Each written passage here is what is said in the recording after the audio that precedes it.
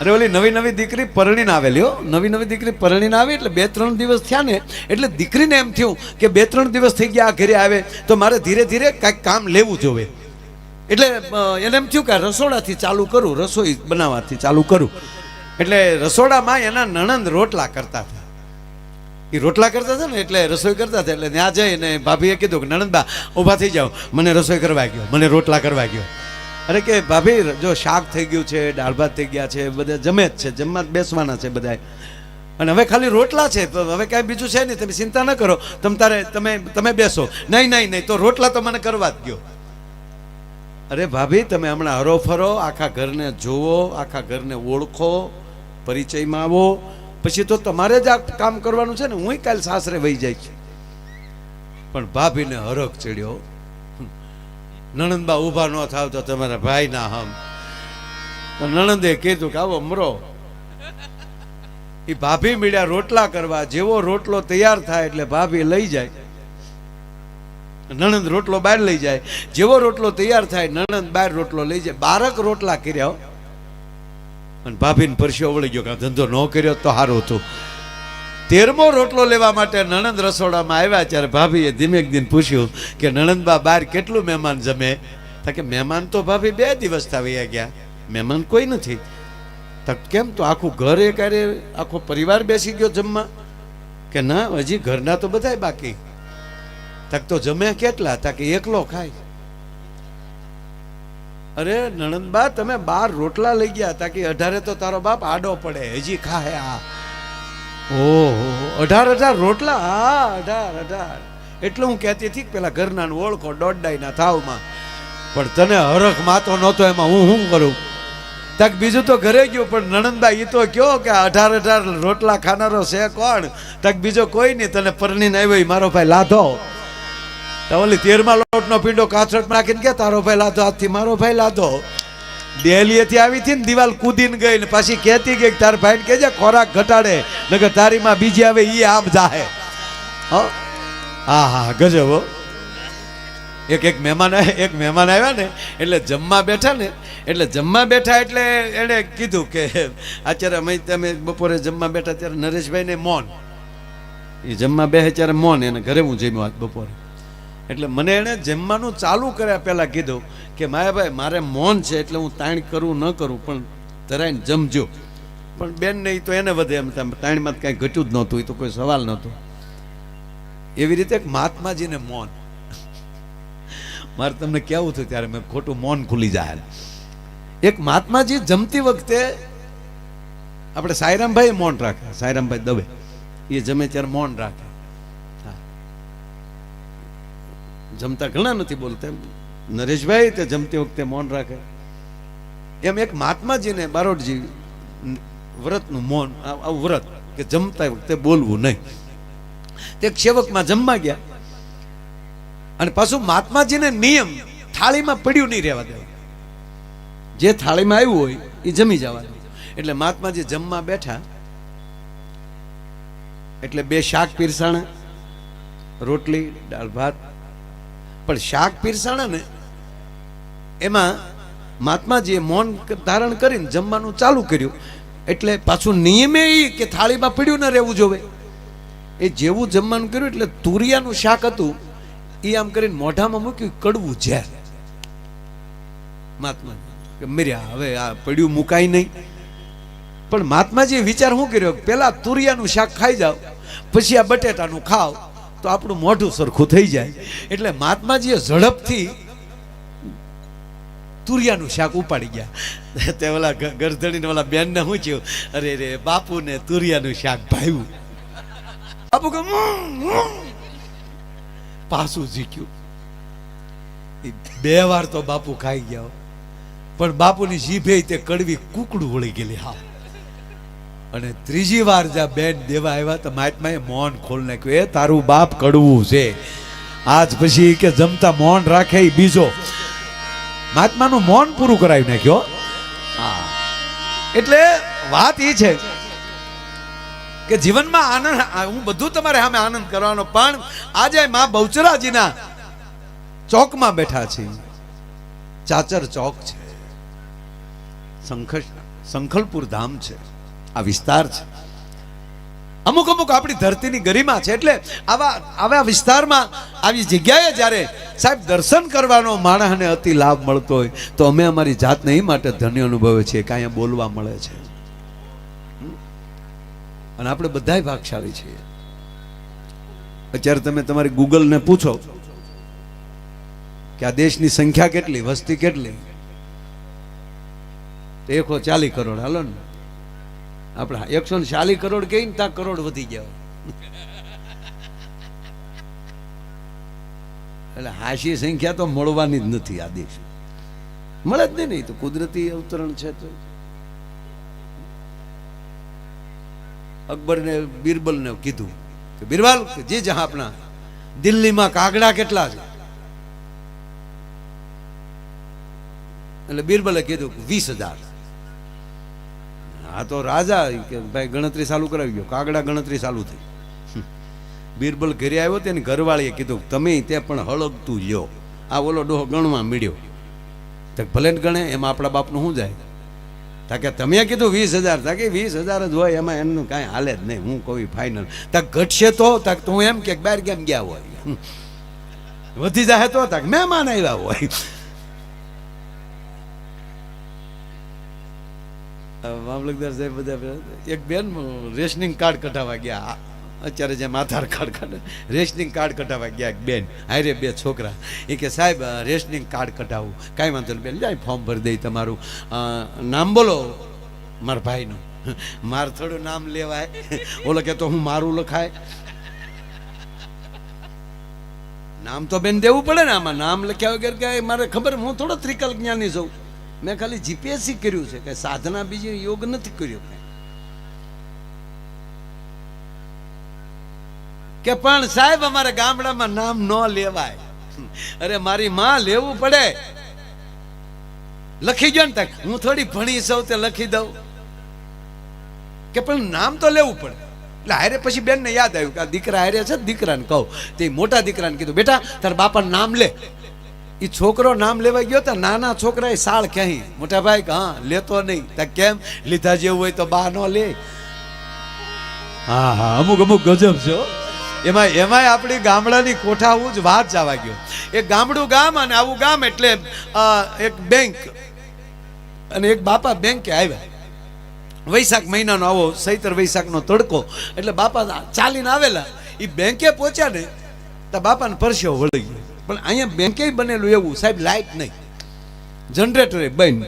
અને નવી ભરતીના bank manager તે એ વળી કોટ છે એ સીટ વાહે મૂક્યો ને ટાઈટ થોડીક ઢીલી કરીને એ બહાર બિચારા ગરમીના લીમડા હેઠે ઊભા હતા.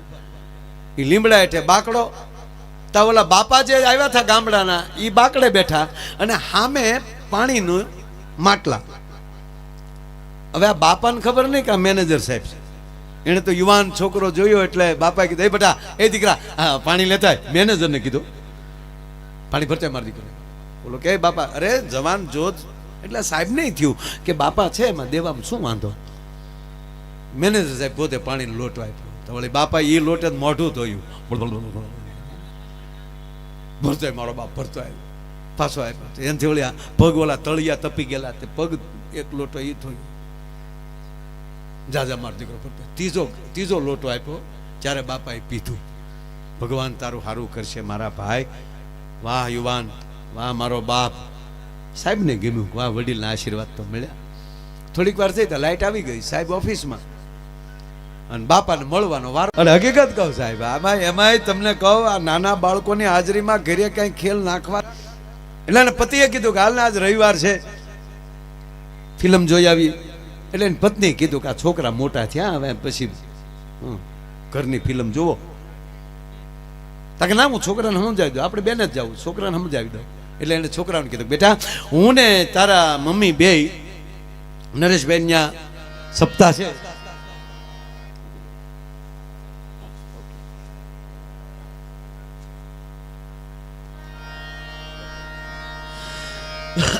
વાહ. ત્યાં અમે 3 કલાક આજ રવિવાર છે એટલે જાય છે. કલાક દોઢ કલાક જાતાની, કલાક દોઢ કલાક આવવાની, 2-3 કલાક ત્યાં ખોટી થશે એટલે 4-5 કલાકે અમે પાછા વી આવશું. અને પિક્ચરનું રખડવાનો બધો ટાઈમ લઈ લીધો. 4-5 કલાક પછી ઘરે આવશું એટલે શાંતિથી છોકરા બેસજો. તો કે ઓકે પપ્પા જાઓ. કથાનું કે નીકળ્યો, સત્યનારાયણ ભગવાનની કથા, ભાગવત નહીં, સત્યનારાયણ ભગવાનની કથા જાય છે. એ કથાનું કી નીકળી ગયા. હવે અહીંયા ઘરે છોકરા બે બેઠા હતા એટલે મેં મોટા છોકરાએ નાનો ભાઈને કીધું, ભાઈ હા મમ્મી પપ્પા તો 4-5 કલાક ઘરે આવવા નથી ને? કે ના. તક હાલને આપણે ફિલ્મ જોઈ આવીએ. ઇન્ટરવેલ પીડ્યું ને તો હામી ખુરશીમાં એના બાપ ખોડાયેલા. એટલે ટાબરિયાવ તમે હતા કે અમે શીરો ખાવા આવ્યા સત્યનારાયણનો બાપા. બાળકોની મોટું ખોટું ન બોલાય સાહેબ. હા, અને મહેરબાની કરીને એની હાજરીમાં ઝઘડતા તો નહીં જ. એમાં સિટીના માણસો તો જે ઝઘડે ને એમાં પોછા ઝઘડે. અમારે ગામડાની ઘડે નહીં, ગામડામાં તો જમાવટ કરી લે કોક. પણ સિટીના માણસો સુધરેલા બાંધે ને એ પોચું બાંધે. તમે ચાવ કૂતરા જેવા છો. તાવળી વાળા સાહેબ તું પણ કૂતરી જ છે ને? નહીં તમે કૂતરા, નહીં તું કૂતરી. તો છોકરા બોલ્યા અમે તો ગલુડા ને બાપા. આ બાળકો સામે ન રખાય સાહેબ.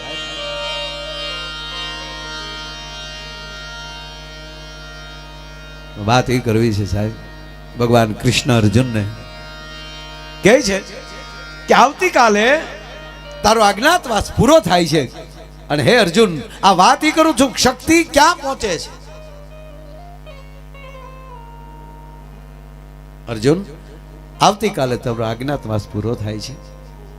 અંધારી રાત છે, અંધારામાં બે ભગવાન કૃષ્ણ અને અર્જુન બે ઊભા છે.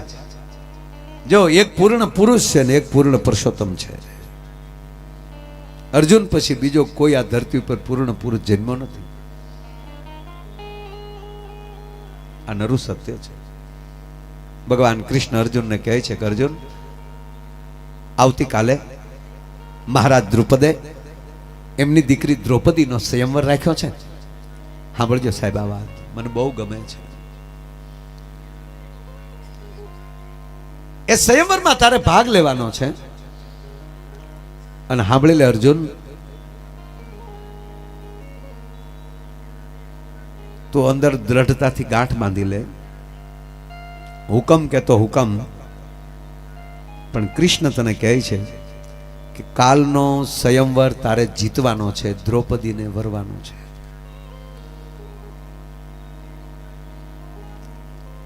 નારાયણ, સ્વયંવરની રચના કઈ રીતની છે? મોટો પાણીનો હોજ છે. ભગવાન કૃષ્ણ કહે છે અર્જુન, મોટો પાણીનો હોજ છે, એની અંદર ત્રાજવું છે. એના બે પલ્લામાં પગ રાખવાનો છે. યુવાન મિત્રો આ વાત ખાસ સાંભળે. વડીલો તો બરાબર છે, એને તો સાંભળી હોય છે, પણ યુવાનોને કહું છું, આ કૃષ્ણ કહેવા શું માંગે છે? પાણીનો હોજ છે, એની અંદર ત્રાજવું છે, ત્રાજવાની ઉપર માછલી ફરે છે, પલ્લામાં પગ રાખવાનો છે, તારી સંતુલનતા ન ગુમાવતો, અને પાણીમાં જોવાનું છે, અને ઉપર માછલી વીંધવાની છે. જોવાનું છે પાણીમાં પ્રતિબિંબ. એ પ્રતિબિંબ જોઈ અને ઉપર માછલી વીંધવાની છે. અને એમાં સહેજે તે તારી સંતુલનતા ગુમાવી, તારી ધૈર્યતા, તારી સ્થિરતા તે ગુમાવી તો પાણીના હોજમાં પડીશ. પછી બીજી વાર પાછું આવવાનો અવસર નહીં મળે. એકવાર પડ્યો એટલે ફેલ. અને સાંભળી લે અર્જુન, હવે અઘરું લાગે છે બારોટજી. ભગવાન કૃષ્ણ એટલું કીધું કે એમાંલી તું નિષ્ફળ ગયો તો પછી તારે મારે ક્યારેય મળવાનું થતું નથી. વિષય પૂરો થઈ જાય. પણ મહાભારત કાળની શરૂઆત આથી અર્જુન થાય છે. જો દ્રૌપદીને વરે તો જ આગળ વિષય ચાલે. પરિત્રાણાય સાધુનામ વિનાચાય ચ દુષ્કૃતામ ધર્મ સંસ્થાપનાર્થાય સંભવાની યુગે યુગે. અર્જુન અવતર્યો છું, સંતોનું તો પરિત્રાણ કરી નાખીશ, પણ વિનાચાય ચ દુષ્કૃતામ, દુષ્કૃત્યોનો વિનાશ નહીં કરી શકું. ભગવાને માણસોને માર્યા ઓછા, તાર્યા વધારે. એની અંદર જે ગુણ તત્વો અવળા હતા, ગુણોને હંગરી રાખ્યા દુષ્કૃત્ય કરનાર વ્યક્તિના જે કૃત્ય હતું એ ખતમ કર્યું છે. આ ભગવાન કૃષ્ણ ભગવાન રામ નહીં, ભગવાન શું કામ છે? કામ બહુ મોટા કર્યા. પહેલું વહેલું ભગવાન કૃષ્ણ એ પહેલું કામ કર્યું ને તો જળ સ્વચ્છતા અભિયાન. કાળોંદરીની અંદરથી કાળી નાગને નાથ્યો.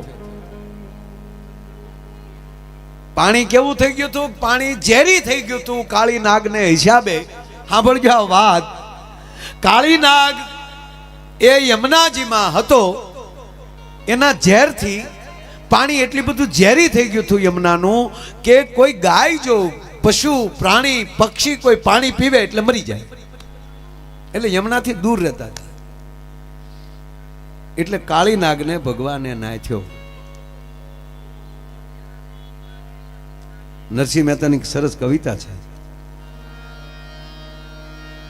એ જળ કમળ છાંડી જાને બાળા. તમે સાંભળો, કૃષ્ણ જળ સ્વચ્છતા અભિયાન કરવા ગયા ને,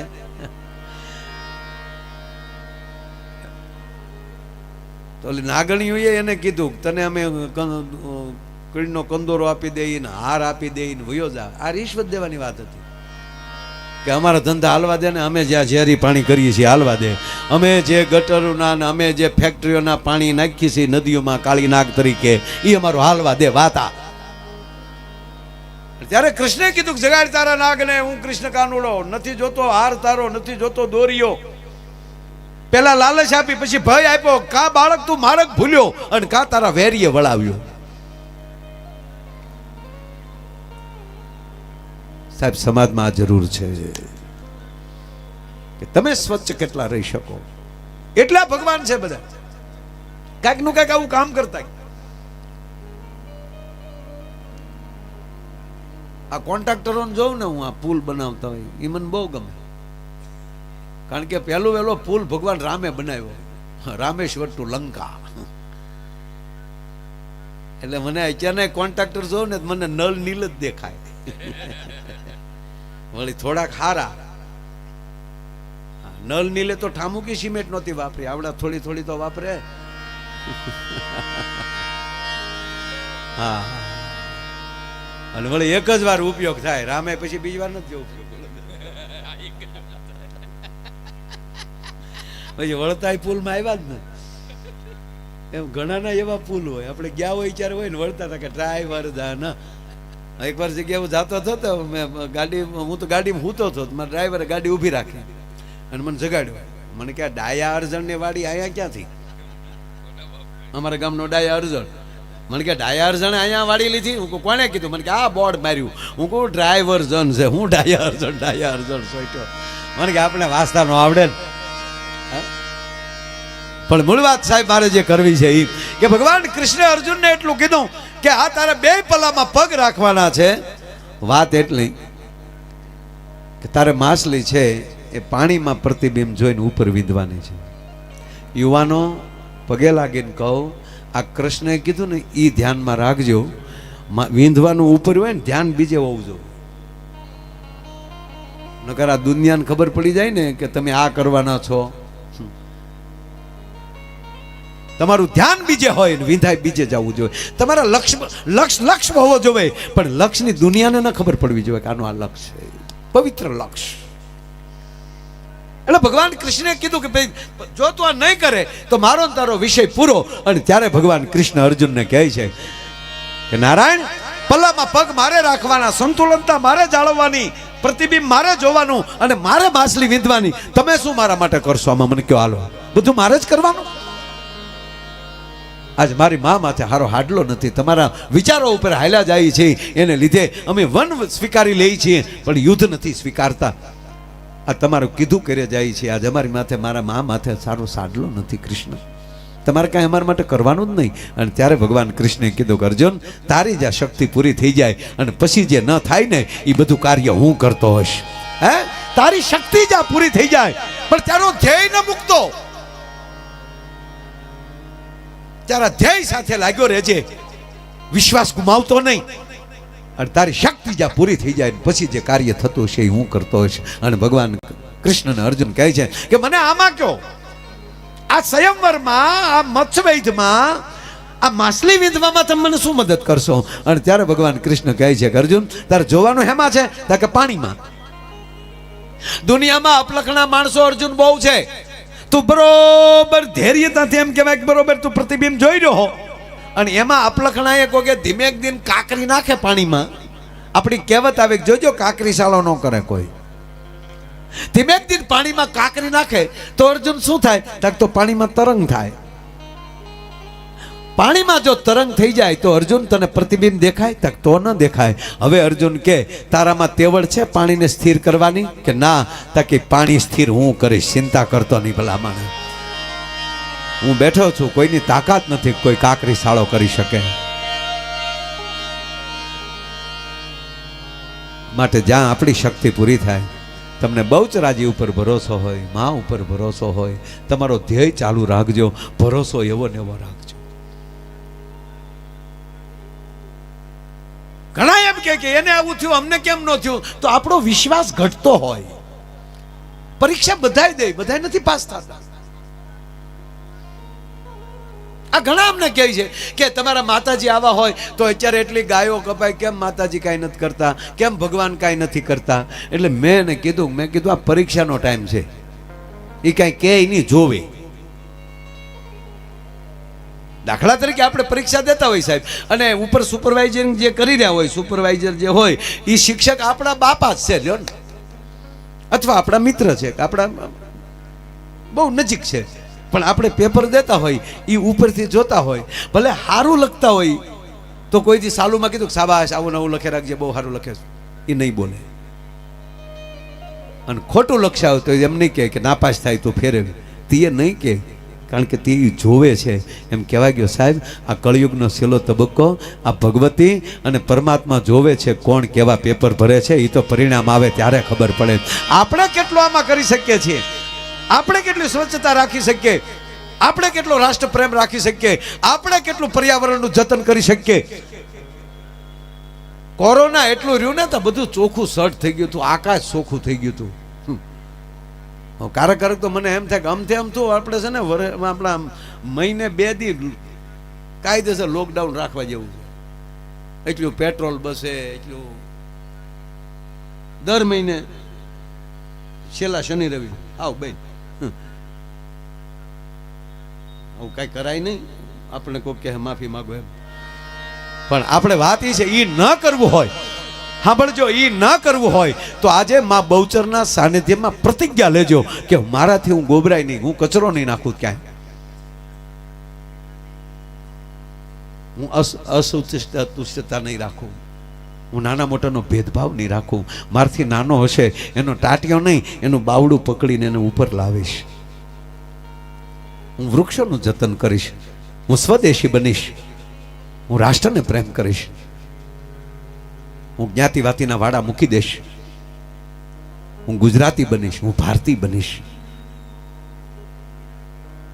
આ ભગવતી પાસેથી આ શીખવાનું હોય છે. આના દરબારમાં આવે છે, કોઈથી પૂછવામાં આવ્યું છે કે તમે કેવા છો એમ? એ બધાયને જો સરખા આશીર્વાદ આપતા હોય, બાપુ કોઈ આશીર્વાદ દેવો એ કોઈનું છે જ નહીં, ક્યાંથી આશીર્વાદ નીકળી જાય નક્કી નહીં. કાલ હવાનો અમારો ભાવનગરનો દાખલો લઈ લો.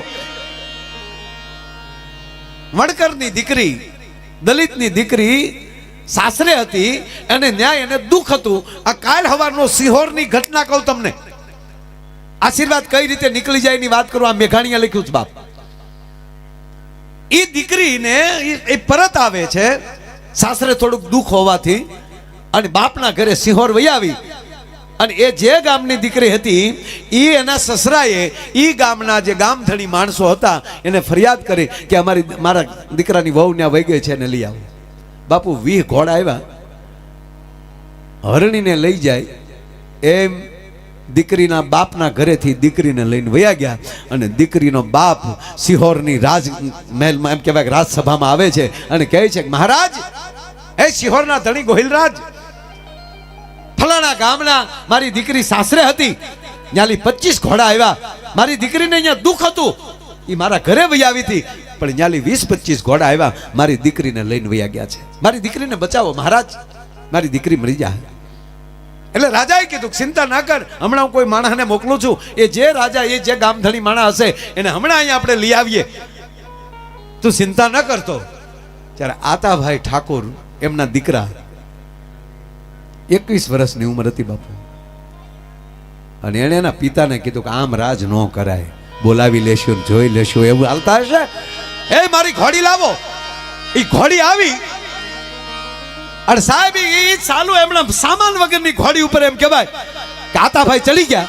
21 વર્ષનો એમ કહેવાય સિહોરનો રાજ, આમ કહેવાય ભાવનગર ના કયો સિહોર ના કયો, પણ ત્યારે સિહોર રાજગાદી હતી. એની પાછળ ઘોડી કરી 20 ગાંવ પહોંચ્યા ને આંબી ગયા. અને સાલુમાં એમ કહેવાય ગયો સાહેબ જે ઘોડી ઉપર દીકરીને નાખેલી હતી, દીકરીની બાજુમાં ઘોડી ચડાવીને કીધું દીકરી બાવડું પકડી અને દીકરીને પોતાના ઘોડા ઉપર લઈ લીધી કે બાપુ પણ હું દલિતની દીકરી, અરે મારી દીકરી એમાં કઈ જાતિ ભાતિ હોય નહીં, તું મારા રાજની દીકરી, એ મારી દીકરી છો. આ વર્ષો પહેલા સાહેબ એક કામ કરીને મારા બાપ ઘડીક મર્યાદાને ભૂલી જા, માં જઈને ભાઈ સમજી અને તારી ઓઢણીથી મારા શરીર આરે તારું શરીર બાંધી દે, નહીંતર તું ઘોડી ઉપર બેસી નહીં શકે, કારણ કે તને નહીં આવડતું હોય, માટે હું તને પગે લાગુ દીકરી, મારી બેન તારી ઓઢણીથી મારા શરીર આરે તારું શરીર બાંધી દે. અને શરીર બાંધી દીધું ને પછી મહારાજા એમ કહેવાય કે આતાભાઈએ યુદ્ધ ચાલુ કર્યું. એ બધાને મારી અને ઘોડી લઈને પરત પાછા ફેર્યા અને દીકરીના ઘરે જાય, એના બાપના ઘરે જાય, દીકરીને ઉતારી. દીકરી પાણીયારે ગયો. આતાભાઈ યુવરાજ સાહેબ ઘડીક ઉભો રે મારા વીરા, મારે ભાઈ નથી કે દીકરી કહે છો, મારે ભાઈ નથી પણ આજથી તું મારો ભાઈ. એક વણકરની દીકરી કહે છે એક રાજકુમારને કે તું આજથી મારો ભાઈ. ક્યાં અતુષ્ટા છે આમાં.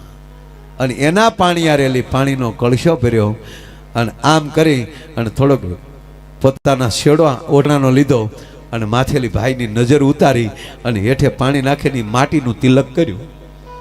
અને પછી દીકરી બોલી છે સાહેબ સાંભળજો, ઇતિહાસ સાક્ષી છે અને મેઘાણીયા વાત લખી છે.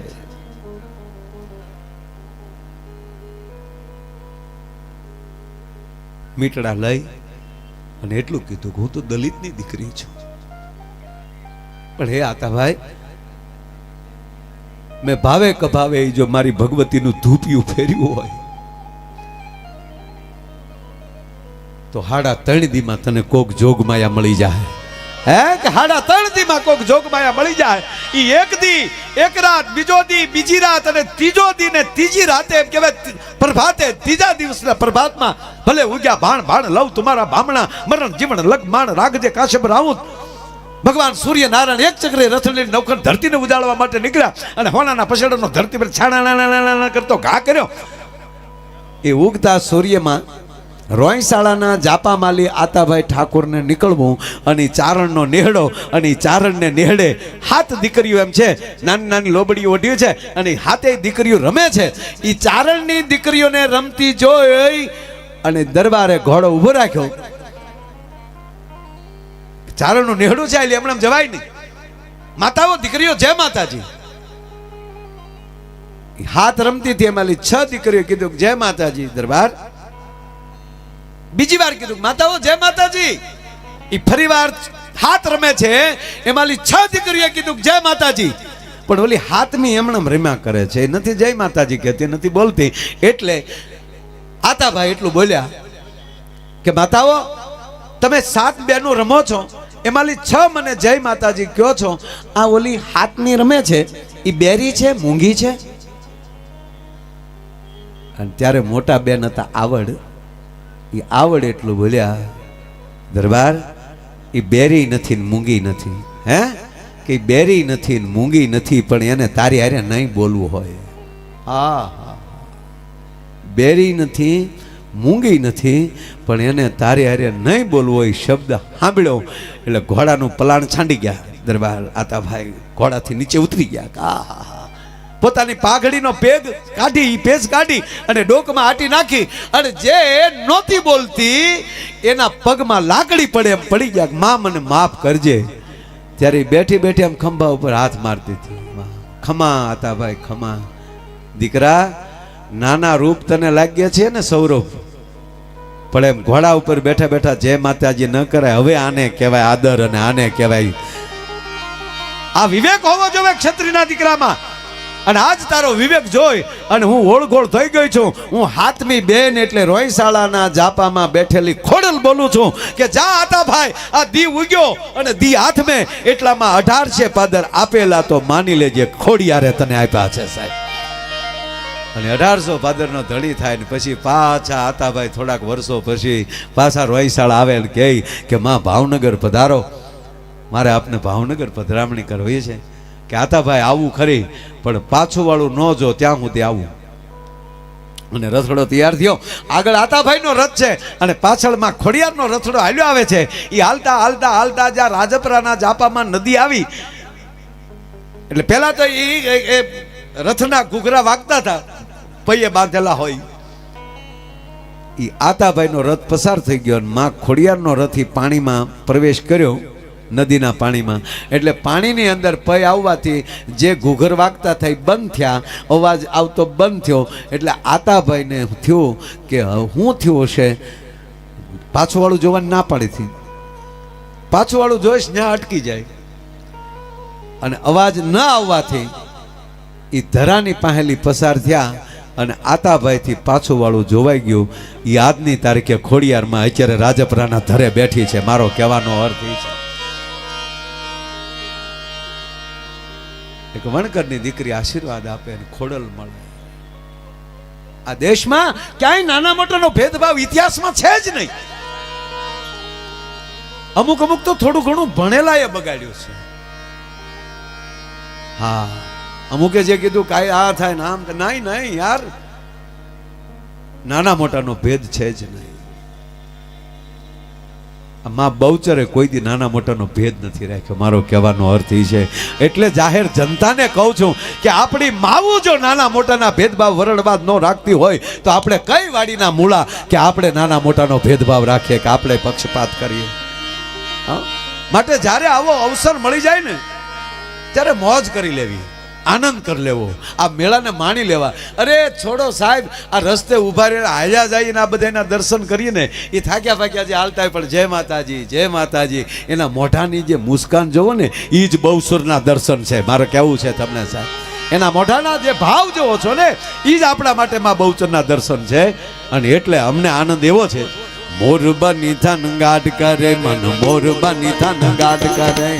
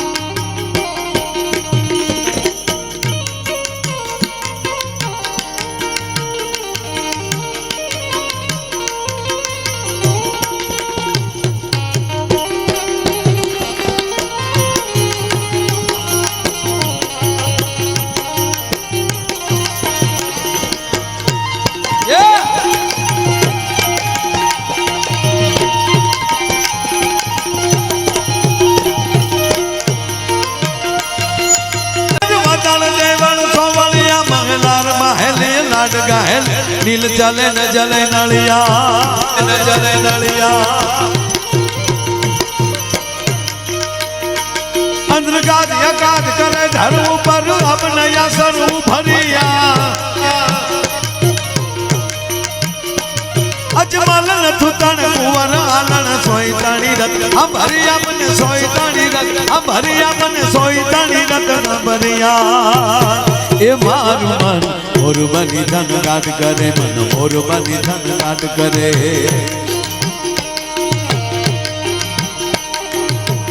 मोर बनी धन गाट करे मन मोर बनी થનગાટ કરે હા મોર બને